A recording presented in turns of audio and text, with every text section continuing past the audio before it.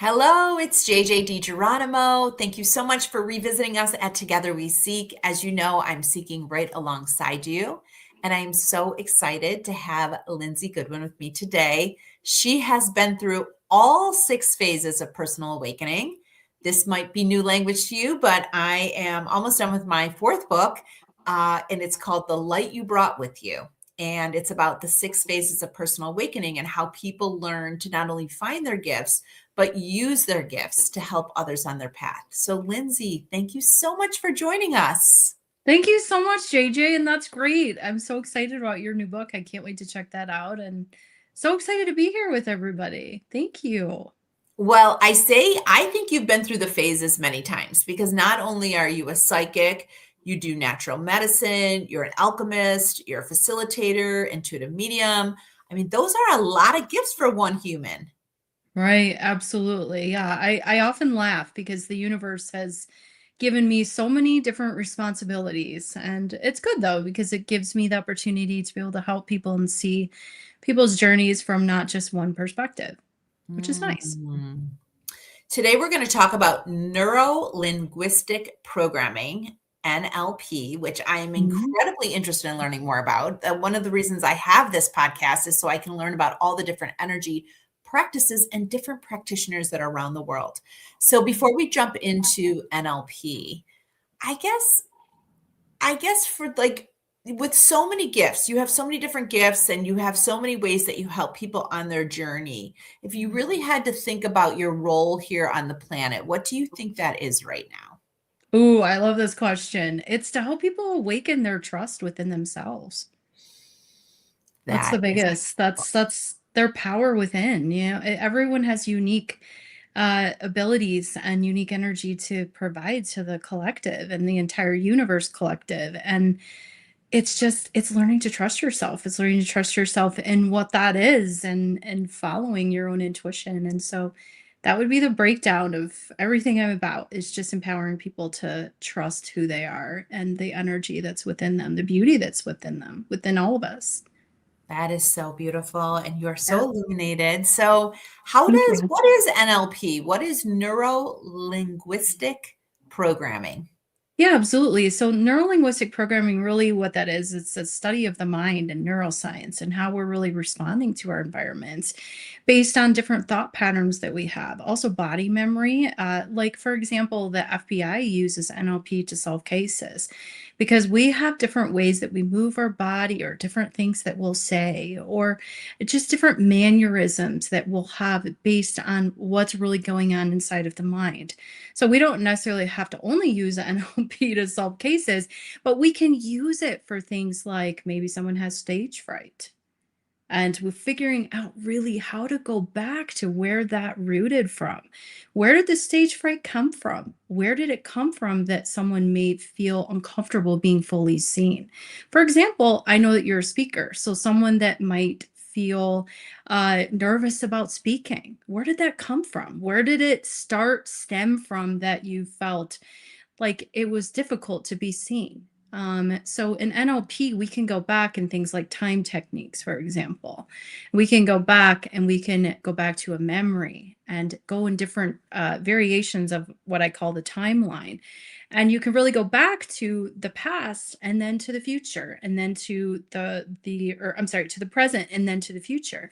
And really what that does is it helps people clear a pattern from the past and then visualize and put themselves into a future version of their self that they're really looking to be. And so it's really powerful. And the past, present, and future are all happening at the same time. So, but for our human minds, we kind of need to have it be the separation, but it's really not. And we talk about universal energy and what's really happening. So good. Yeah. So I've done different types of modalities. And what if you Mhm. can't remember? Like I have like an OCD that I have, and I cannot remember the particular memory or why it started. And I've tried to do all different types of practices, tapping, family constellation, Mm. hypnosis. So how does this differ? How does this help you sort of pinpoint the starting point? Yeah, absolutely. Well, this is where the psychic medium comes in. because it's taking it when people work with me, it's taking it a step further because I'm constantly communicating with spirit. So there's messages that I'll get about, okay, let's lead this person into this. Like I'll see, like I'm clairvoyant, so I'll see an image in my third eye. I have a psychic library that I've been working on for many years with my spiritual team. And I'll know exactly what they're saying. Okay, let's take them here. And then it's just a progression of it. So it's like hypnotherapy. Like when you've done hypnotherapy, it's leading you into something to get you into maybe a past life experience or some sort of experience that you had, a traumatic experience. Like as we know, so much traumatic experience happens in childhood, or it could be coming from another lifetime.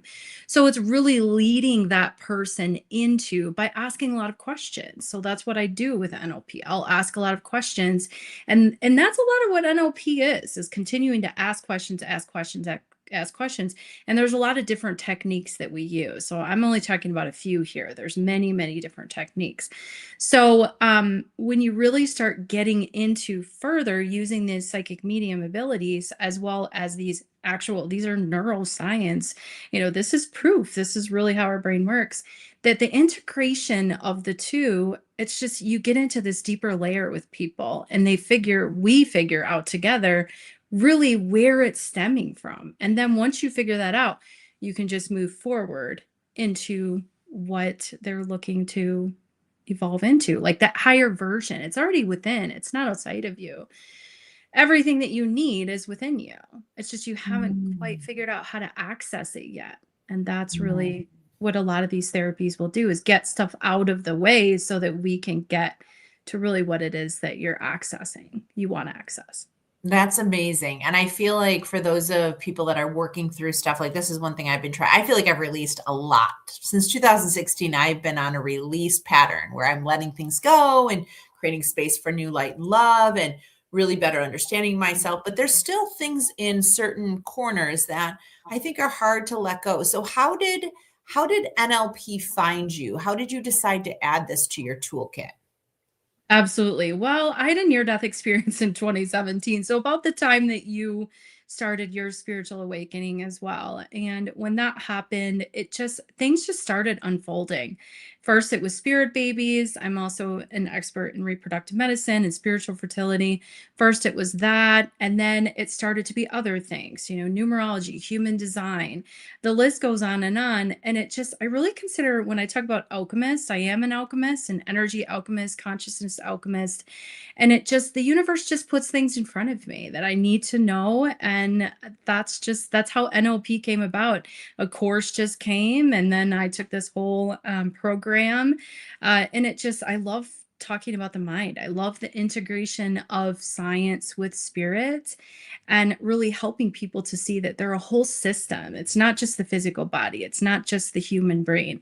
It's the spiritual brain. It's how our energy is functioning in this whole experience that we're having, and really being in tune with that higher mind, which is really your soul, and letting that drive you versus the more of those patterning and conditioning that's happened in the human experience. So just kind of in a nutshell, I don't really know where it came from. I don't really know where any of it came from, other than just stuff shows up, and I'm so open to the flow state that let's do it. I love that. I want to definitely talk about repatterning, but I feel like let's just jump into that flow state, because Yeah. with the world as it is, there's so much content, there's so much to do. What is something that allows you to stay in the flow state and not get so caught up in the to-dos? Yeah, that's such a great question. I would say that I just always come back to center and remembering that I'm source energy. I'm connected to everything, and everyone is. And that things are not really in these different compartments. Everything is just connected. And so how do I put this? Like, I try not to, I guess try is not always a good word I want to use, but I put myself in alignment just through my thoughts. That is this really what you want to choose right now? Do we really want to go down this path of like giving energy to these thoughts or these old trauma patterns, when you can focus on things that make you happy, or focus on stuff that feels good. And so it's practice. It's not something that happens overnight, and we all evolve differently. So that's also something that I'm always talking about. Don't be hard on yourself, because as we evolve, someone else might evolve quicker. That's okay, because it's like you said, the 6 levels. Some of us have experienced that 3, 4 times because we're supposed to, because maybe we're here to help people on a different level than maybe someone else, and the comparison thing just is not good, right? We just accept what we're here for. And sometimes, and people listening to this, your listeners, I'm sure, have a pretty good idea of who they are to be listening to this content. So, but we're always evolving. So I would say in the flow state, what keeps me in the flow state, I guess it's just years of knowing what's important and what's not important. And it's taken a lot. I've been a very stubborn individual through this process. So Me too. right. I love Oh my you. gosh, me too. Oh my gosh. And even, even though I've been doing this a long time, like I hit my head just a month ago, and I really think like it was to be like, stop it. Stop doing all this extra stuff. Like, we need you to do your work. And I feel like it was at like one of those 2x4s, like moments where you're like, you just don't really want any more 2x4s, but once in a while they just hit you and you're like, yes, I remember. How did I Yeah. get so far away from my core? So this is really helpful. And I think it's good for everyone to remember that it is practice. Like, you're not going to always be in the flow, but you have to have ways to get on and off the flow ramp quickly. So whether it's books you listen to, courses, YouTube videos, like having ways to get back to center if things pull you off center. Yeah. Mm. Yeah. Absolutely. So love this. So let's go back to NLP and reprogramming Yeah. the mind and the patterns of the mind. Like, is this a 2-year process? Like, how, if people are like, yes, I need this reprogramming, is this 3 to 6 months? I know everyone's different, but is this, what do people have to be ready for to really lean into the repatterning of their mind? Yeah, absolutely. Well, first of all, you have to be ready to own your BS. That's Yes. the biggest thing. That's step one. Having the awareness of observing yourself that, oh, okay, I'm doing this right now. It's never about anyone else. I always tell people it's not about the person, it's about the pattern. And so we keep creating our reality based on what we're thinking about. So, for example, if you stub your toe and you're like, it puts you in a bad mood, well, you're probably going to have a bad hair day. And then you might be going to work and you're going to have a bunch of road rage. It's really what you focused on. So, we have to remember that, things they happen in steps, and that we have to really give ourselves that space. But there isn't really any set time frame with this. I would say that my clients heal pretty quickly, just because there's that intuitive medium aspect, psychic medium aspect that's in there. So I'm really able to use more than just the scientific part of this to really know what my clients need to hear, and my audience as well needs to hear to be able to heal. And so, if for anybody listening, I think it's really important that whoever you work with, or whatever book you're reading or resource, that you're really aligned with it. Listen to yourself. Just because someone has a ton of followers doesn't necessarily mean they're for you. Make sure that you listen to what's aligned for you. But love yourself in transition. This is the most beautiful part. I mean, we are here having a human experience to enjoy the transition. As weird as that might sound, the soul loves it. The soul loves the transition. It's the whole point. Love yourself in the transition. And so true. I talk about, like, if we, we have seasons and we have ups and downs and retirements, and you get let go from jobs and marriages work and they don't. But like, if someone said celebrate the transitions, right? How much nicer life would be. Yeah. Because it Right. means you're going on to something different, and like, that is exciting. And so many of us dread transitions. And I feel Mhm. like I wish I would have celebrated those earlier in life. But you know what, JJ, you're exactly where you need to be. Oh yeah, I think so too. I think so too. I think I could have had a little more fun if I would have celebrated the transitions. But all in all, I feel very, very content. So when you think about your clients, one thing that comes to mind for me is a lot is limiting beliefs. I deal with, I Mhm. talk a lot about limiting beliefs in speaking and in books and all that. So when you think of NLP, how can you give examples of how that might help you shift a limiting belief? Yeah, well, limiting belief is just a pattern that you keep telling yourself. It's something that you learned.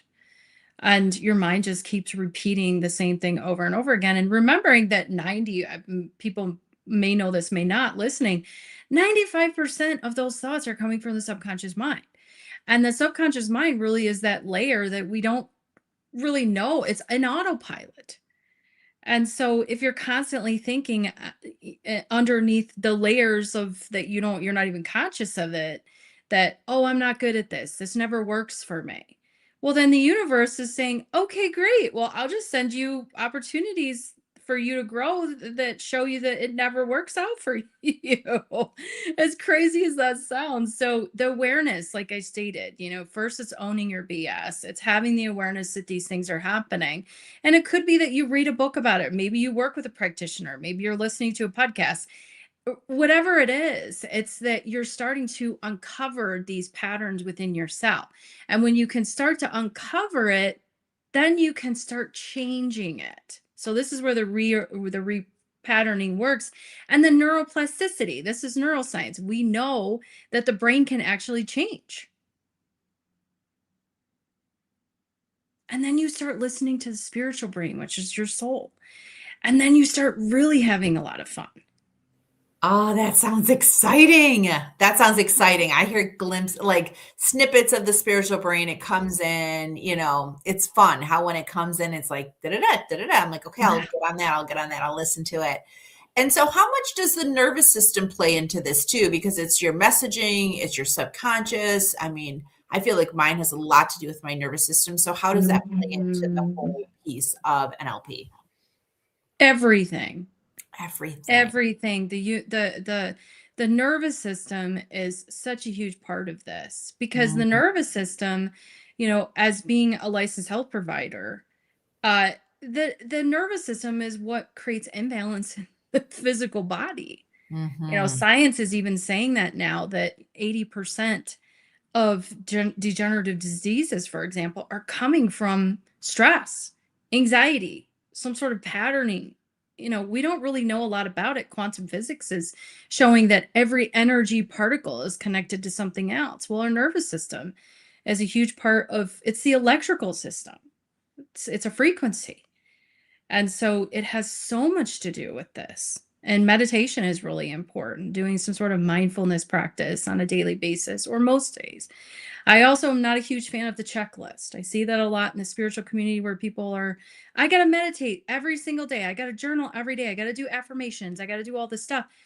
And the thing is that's creating stress. You've got to do things that you like to do, do things that you love to do, but find ways to calm your nervous system, whether that be a walk in nature, you're reading a wonderful book, you're listening to an amazing podcast like yours, JJ. I mean, just do things that calm your nervous system, that make you feel good. That's really the key to this. And you'll uncover more when you're in that flow state and in that state of joy and happiness of the experience. This feels so good. I feel Mm. it's just beautiful. I got a nice little ring. So, like, I feel like we're on task here. And I love the fact that taking care of ourselves from the inside out and really thinking about it as layers, right? So, it's Yeah. not just your thoughts, it's your subconscious thoughts, your nervous system, and finding ways to really align the energy from within. Hmm. Hmm. So, tell us about how people can work with you or what you have on the horizon for 2026. Yeah, absolutely. Well, I have my first book coming out. That's coming on the 22nd of this month. It's been a long time making. It is geared towards fertility and reproductive medicine and how that integrates with the unseen energies in science. I am working on another one that's not fertility focused, that will be talking a lot about what we're talking about consciousness and the spiritual brain. And if people I'm on social media. I have a YouTube channel. I also have a podcast, Intuitive Mind Lab Radio. And I do a lot of interviews. You'll probably hear me here and there. Hopefully you will. And social media, I'm trying to be more active on there, but through my website, which is garnetmoonlove.com. And there's some free resources on there. Reach out to me. I love hearing from people. I love hearing people's stories. And I do believe that we're all aligned for a reason. And so I trust in that. People that find me, I trust. Just like you, JJ, I trust in that. Me too. And I really don't believe in accidents. So if you're hearing this podcast, there's a nugget in here for you. And I'm super excited about your book because I feel like it'll get people in earlier into the alignment and the energy and the light. Because when you're trying to have kids, I mean, what a better time it is to lean into spirituality and alignment. Yeah, absolutely. Yes. Well, I'm looking forward to seeing that book, and I'm so honored that you joined us here. This is such a treat. Thank you so much, JJ. It's been wonderful to join you as well. Well, for those listening, all of Lindsay's links are below, so you can just click on her links. She has some really great programming, and I really appreciate you, Lindsay, bringing Neuro Linguistic Programming to us, NLP, as I feel like that is just such a really neat way of bringing so many different modalities together for a larger impact. And I really appreciate you educating us about what it is, and we look forward to staying connected and learning about your work. Thank you. Thank you. For those of you listening, we'll see you again here next time. And thank you again. Hopefully you'll reach out to Lindsay. We'll talk to you soon. Bye-bye.